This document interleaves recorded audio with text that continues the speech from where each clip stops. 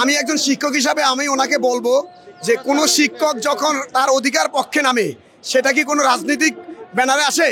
যদি রাজনৈতিক ব্যানারে আসতো তাহলে উনি যখন শিক্ষক ছিলেন তখন তিনি কেন বাস্তবায়ন করলেন না? বা এখন তিনি রিটায়ার্ড প্রাপ্ত, উনি শিক্ষকদেরকে নিয়ে নানান মন্তব্য করবেন যে ওনার জায়গায় বসে, আর শিক্ষকরা সেটা মেনে নেবে তা কখনই হয় না।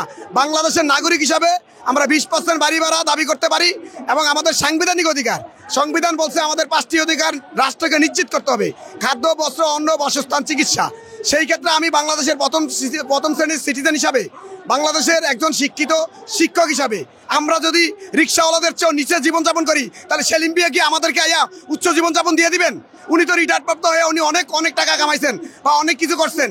এখন উনি আমাদের দাবি দেওয়া কিভাবে পূরণ করবে সেটার পক্ষে না থেকে উনি ওখানে দলীয়করণ দেখেন, উনি রাজনীতিকরণ দেখেন, উনি অনেক কিছু দেখেন, যেটা বাংলাদেশের শিক্ষক সমাজ। ওয়ালটন এখন দেশের সীমানা পেরিয়ে পৌঁছে গিয়েছে 50টিরও বেশি দেশে।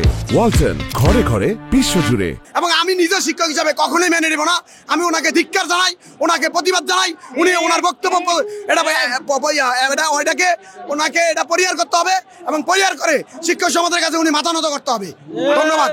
আমরা আমাদের অধিকার আদায়ের পক্ষে কখনোই কোনো ব্যক্তির কাছে মাথা নত করবো না। বাংলাদেশের নাগরিক হিসাবে রাষ্ট্রের অবশ্যই উচিত, যদি আইন বহির্ভূত কিছু করি সেটা তারা যদি করতে পারে করো, কিন্তু শিক্ষক সমাজ কোনো আইন বহির্ভূত কাজ করবে না এবং করেও নাই, ভবিষ্যতেও করবে না।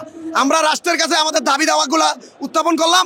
মাননীয় শিক্ষা উপদেষ্টা থেকে শুরু করে স্বরাষ্ট্র উপদেষ্টা এবং যারা অর্থ উপদেষ্টা, প্রধান উপদেষ্টা, ওনারা নিজেরাও শিক্ষক। ওনারা জানে যে বাংলাদেশে 12,500 টাকা একজন শিক্ষক স্যালারি, 20% দিলে হবে 2500 টাকা। 2500 টাকায় বাংলাদেশের কোথাও বাসা ভাড়া পাওয়া যাবে কিনা ওনারা বলেন না, ওনাদেরকে আইসা সেই বাসা ভাড়াটা খুঁজে দিতে। আমি শিক্ষক হিসাবে ওই বাসায় থাকবো। যারা প্রত্যন্ত অঞ্চলে বসবাস করেন সেখানেও তাদের বাসা ভাড়া 3 থেকে 4,000 টাকা। তাহলে আমরা কি শিক্ষক হিসাবে জাতির বোঝা হয়ে থাকবো? আপনাদের কাছে এই প্রশ্নটা রেখে গেলাম। মাননীয় আমাদের শিক্ষা উপদেষ্টা সিআর আবরার স্যার, প্রধান উপদেষ্টা ডক্টর মোহাম্মদ ইউনূস, ওনারা দুজনে শিক্ষক এবং শিক্ষক হিসাবে আমাদের কষ্টটা যদি ওনারা বুঝেন। যখন আমার ওয়াইফ আমার প্রশ্ন করে যে একজন রিক্সা চালক বাজার করতে পারে, আপনি কলেজের প্রভাষক হয়ে আইসিডি আপনি কি করতে পারেন? আপনি ঠিকঠাক মতো বাজার করতে পারেন না।